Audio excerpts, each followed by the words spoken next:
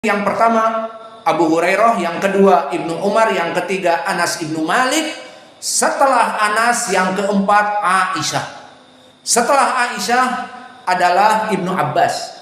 Maka Ibnu Abbas yang merupakan alim ulamanya para sahabat, maka hafalannya dari segi hadis Aisyah lebih unggul, dan dia seorang wanita, perempuan. Maka hafalan Aisyah 2210 hadis meriwayatkan dari Nabi. Maka inilah dari keutamaan Aisyah, dan di sana keutamaannya yang lain banyak. Di antaranya adalah hadis yang muttafaqun alaih tentang Aisyah, bahwa Aisyah afdhalun nisa alal itlaq. Dia adalah sebaik-baiknya perempuan yang ada di muka bumi ini. Maka Nabi mengatakan fadlu Aisyah ala nisa ka fadli tharin ala sa'ir ta'am, bahwa keutamaan Aisyah dari para wanita secara mutlak sampai hari kiamat seperti makanan Arab tharin yang berupa daging dicampur dengan roti, itu lebih baik daripada makanan-makanan yang lainnya. Sarid dibandingkan dengan makanan yang lainnya.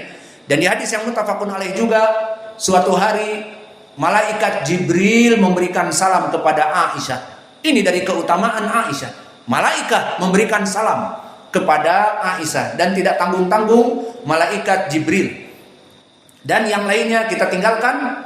Maka dengan ini selesailah dari sanad yang telah kami jelaskan, dari mulai gurunya Imam Al-Bukhari Al-Firyabi, kemudian meriwayatkan dari Sufyan dan dia Ats-Tsauri, dan juga meriwayatkan dari Ismail Ibnu Abi Khalid, kemudian dari Asy-Sya'bi, Amir Ibnu Syarahil, kemudian dari Masruq, kemudian dari Aisyah. Sekarang kita masuk kepada matan hadis. Apa yang diinginkan oleh Imam Al-Bukhari di dalam hadis ini? Dimasukkan kepada kitab tauhid. Pertama, periwayatan dari Aisyah, di mana Masruq bertanya kepada Aisyah, ada orang yang mengatakan bahwa Nabi Muhammad melihat Allah di dunia ini. Nabi Muhammad melihat Allah di dunia ini. Maka Aisyah merasa kaget.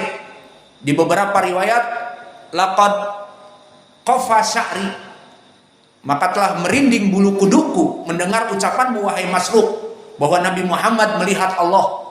Kenapa dia sampai merasa ngeri seperti itu? Karena dia memahami ayat. Maka di saat mengatakan man hadatsaka anna Muhammadan sallallahu alaihi wasallam ra'a rabbahu faqad kadzaba, jika kamu menyampaikan kepadaku tadi Nabi Muhammad melihat Allah dengan mata kepala di waktu Isra Mi'raj, katakanlah dia telah berdusta. Kenapa sampai mengatakan seperti ini Aisyah? Karena dia memahami faqih dari ayat Al-Qur'an. Maka di sini dia mengatakan, dan Allah berfirman, la tudrikuhul absar wa huwa yudrikul absar. Maka tidak ada mata-mata yang mampu melihat Allah di muka bumi ini, dan Allah Maha melihat kepada kita. Maka ini poin yang pertama adalah tentang sifat Allah Jalla wa Ala. Allah itu tidak bisa dilihat di muka bumi dengan mata kepala kita. Dan ini adalah manhaj ahli sunnah, yang mana pendalilannya datang dari Al-Quran dan datang dari hadis. Maka dari Al-Quran seperti diantaranya ayat ini, la tudrikuhul absar, maknanya Allah itu tidak mampu dilihat dengan mata kepala kita. Dan begitu pun di dalam surat Al-A'raf, di saat Musa berkata kepada Allah Jalla wa Ala, qala rabbi arini anzur ilaika, qala lan tarani. Maka wahai Allah, izinkan aku untuk melihatmu, melihat dengan kedua mataku. Apa Allah katakan? Qala lan tarani, kalimat lan penafian. Kamu pasti tidak akan pernah mampu untuk melihatku wahai Musa. Maknanya melihat dengan kedua mata. Walakin ingdur ilal jabal. Namun kalau ingin kamu mengetahui hakikat bahwa kamu tidak akan mampu melihat aku, lihatlah kepada gunung. Fa in istaqarra makanahu fasaufa tarani, maka jika gunung itu tetap utuh, aku akan menampakkan kepada gunung itu wajahku. Jika dia tetap utuh, maka kamu akan mampu melihatku. Maka disebutkan di Al-Quran, falamma tajalla rabbuhu lil jabali ja'alahu dakka wa kharra Musa sa'iqa. Maka di saat Allah menampakkan wajahnya kepada gunung, hancur lebur gunung yang menjulang itu, hancur lebur. Maka Musa pingsan. Maka di sini menjadi poin dari Al-Quran 2 surat tadi, kita tidak bisa melihat Allah dengan kedua mata kita. Dan ini manhaj ahli sunnah wal jamaah. Dan pendalilan di dalam hadis diantaranya pemahaman para sahabat. Seperti di sini pemahaman Aisyah, di mana Aisyah di saat membaca ayat ini, la tudrikuhul absar, dia mengatakan, di saat Masruq mengatakan, sebagian manusia mengatakan Nabi melihat Allah, maka Aisyah mendustakan. Siapa yang mengatakan Muhammad melihat Allah, dusta. Karena Allah telah berfirman, la tudrikuhul absar. Maknanya di sini tidak ada manusia yang mampu melihat Allah dengan kedua matanya. Dan yang lain lagi pendalilan di dalam hadis selain hadis Aisyah dari Abi Dzar yang sahih diriwayatkan oleh Imam Muslim. Sa'altu Rasulullah sallallahu alaihi wasallam, hal ra'aita rabbak? Qala nurun ana arahu. Maka di saat dia menceritakan tentang Isra Mi'raj, di mana dia dibawa ke langit Sidratul Muntaha, diperintahkan oleh Allah salat 5 waktu yang ditawar dari 50 kali menjadi 5 kali. Maka dia bertemu dengan Allah terus menerus. Pada saat itu naik turun. Maka ditanyakan oleh Abi Dzar, karena sebagian manusia menganggap melihat Allah. Maka langsung dijawab, di saat ditanya, hal ra'aita rabbak? Apakah kamu melihat dengan kedua matamu ya Rasulullah Allah? Di saat memerintahkan salat dari 50 ditawar, kata Musa, kembali kepada Allah. Tawar, karena umat kamu akan malas, tidak mampu. Dan benar, sekarang salat hanya 5 waktu. Yang satu sibuk ngederes karet waktu zuhur, yang satu sibuk dengan pohon sawitnya, yang satu sibuk membangun rumah, dan yang lainnya. 5 waktu, bagaimana dulu pertama kali 50 kali sholat. Maka kata Musa, kembali kepada irji ila rabbik, tawar, karena umat kamu tidak akan pernah mampu. Dikasih dari 50 menjadi 5. Diskonnya berapa itu? Di diskon, yang diskonnya itu dibanting harganya.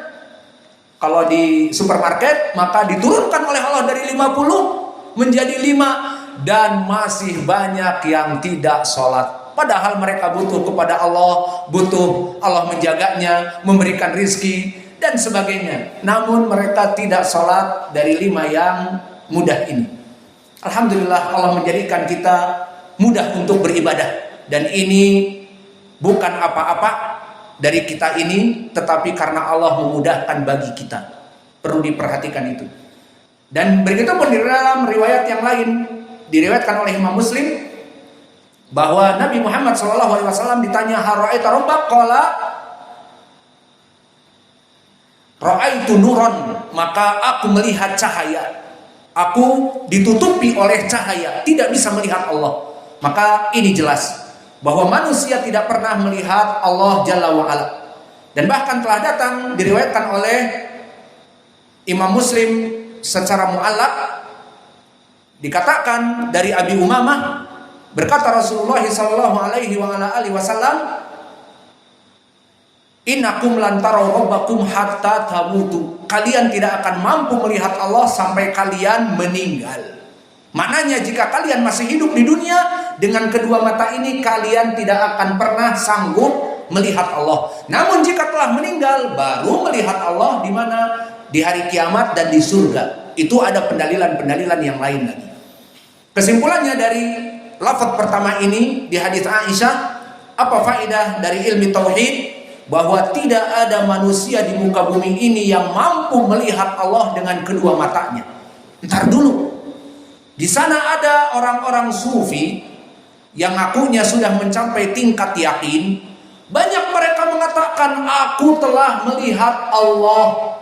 terutama bagi mereka orang-orang yang mencapai tingkat yakin. Karena mereka kelompok-kelompok as-sufiyah membagi ilmu menjadi dua, ilmu zahir dan ilmu yaqin. Ilmu zahir seperti kita, para ahli sunnah salafiyin menghafal Al-Quran, hadis, capek.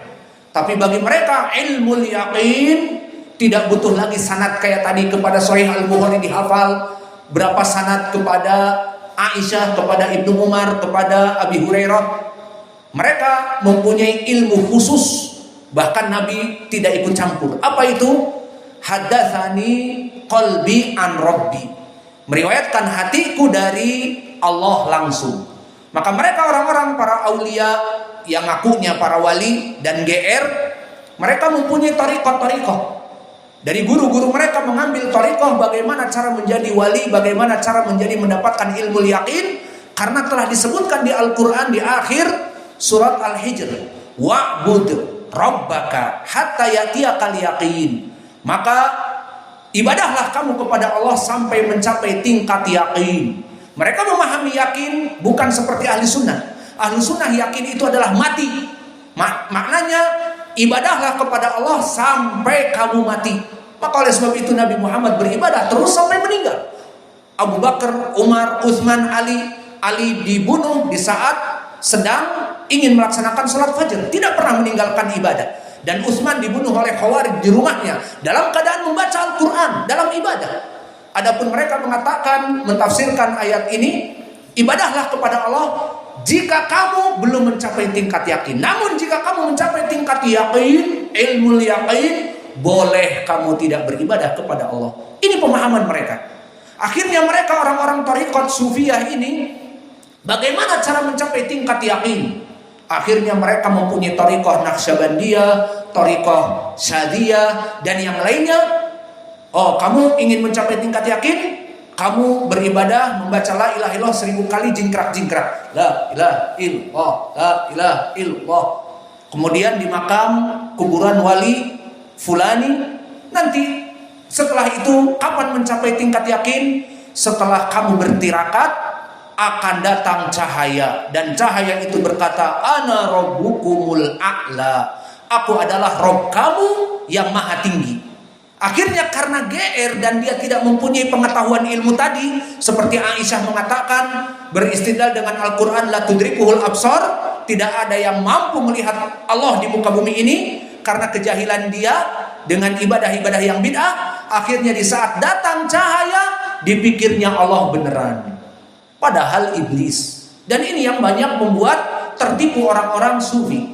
Contohnya yang paling parah, Mirza Ghulam Ahmad, kelompok Ahmadiyah. Di dalam kitab-kitab yang diajarkan oleh murid-muridnya, kapan Mirza Ghulam Ahmad mengaku nabi dan bagaimana caranya? Dia didatangi Allah di saat sedang tawaf. Itu ma'ruf di kitabnya. Wahai Mirza Ghulam Ahmad, kamu adalah nabi. Datang Allah berbentuk cahaya. Inilah contohnya. Mereka menganggap bisa melihat Allah. Maka kelompok ahlu sunnah jelas bahwa Allah itu tidak bisa dilihat. Maka inilah dari lafaz yang pertama. Dan lafaz yang kedua, waman hadatsaka anahu ya'lamul ghaiba faqad kadzaba. Perkara yang kedua, barang siapa yang mengaku mengetahui ilmu ghaib, apa yang akan terjadi di tahun 2023 kelak, seperti para peramal mengatakan terjadi gonjang-ganjing dan seterusnya. Kemudian meramal dari tapak tangan atau dari bola kristal dan sebagainya, bahwa kamu akan mempunyai demikian dan demikian, dan kamu akan mempunyai anak. Iyalah, perkara-perkara kamu mempunyai anak itu perkara yang mudah dan sebagainya. Alhasil, orang-orang yang menganggap dirinya mengetahui ilmu ghaib, maka dia telah berdusta. Wa huwa yaqul la ya'lamul ghaiba illallah. Tidak ada yang mengetahui perkara yang gaib yang terjadi di esok hari, ataupun yang ada di rahim, atau yang ada tentang permasalahan khobar hari kiamat, ataupun tentang permasalahan turunnya hujan, maka semuanya tidak diketahui kecuali hanya Allah. Maka di dalam alinea yang kedua ini menetapkan sifat ilmu untuk Allah Jalla wa'ala, seperti di hadis yang sebelum ini. Hadis siapa sebelum ini? yang tadi antum hafal, hadis Ibnu Umar di dalam Sahih Al-Bukhari yang kita baca ini. Maka inilah yang bisa kita berikan dari pembahasan kajian malam ini.